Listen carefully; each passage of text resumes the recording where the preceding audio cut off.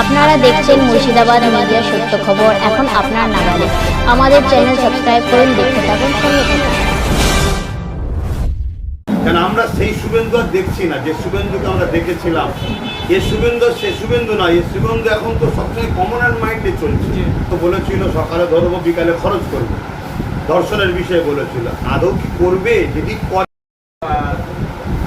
বুদ্ধিজীবী হিসেবে ধর্ষণ ও নারী নির্যাতনের বিরুদ্ধে আরও যাতে কঠোর আইন বিল পাস করে সেই হিসেবে কিছু বলবেন সরকারের কাছে? আমি বহু আন্দোলন করেছি, আজও আপনাদের মিডিয়াতে মানুষকে বলছি, শোনেন, সরকার যদি মনে করে আমি জনগণের গরিব মানুষদের বা নারীদের ইজ্জতের দাম দেব না, সে সরকারকে তো আর বলে বলে জাগানো যায় না। সরকারের রুচি থাকা দরকার।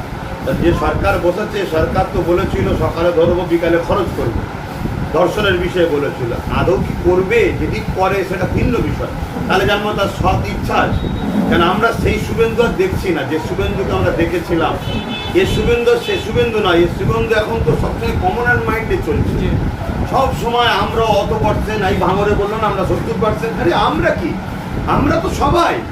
তাহলে সেই শুভেন্দু তো দেখতে পাচ্ছি না। না, তার মধ্যে কাকে দেখেছিলাম, ভালোবাসা ছিল, মনুষ্যত্ব ছিল, মানব প্রেম ছিল, জাতি ধর্ম বিভাজন করতো না, সবাই মিলে চলার একটা আহ্বান ছিল। এই হঠাৎ করে যেন একটা কেমন একটা চিন্তা ভাবনা এসে গেছে, একতরফা কমনের দিকে চিন্তা ভাবনা। এটা তো বড় দুঃখজনক না?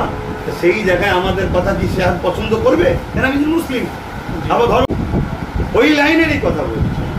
কিন্তু আমরা তিলোত্তমাকে কখনো মুসলিম হিন্দু দেখি না, আমরা দেখেছি আমাদের বোন, আমাদের মায়ের জাত।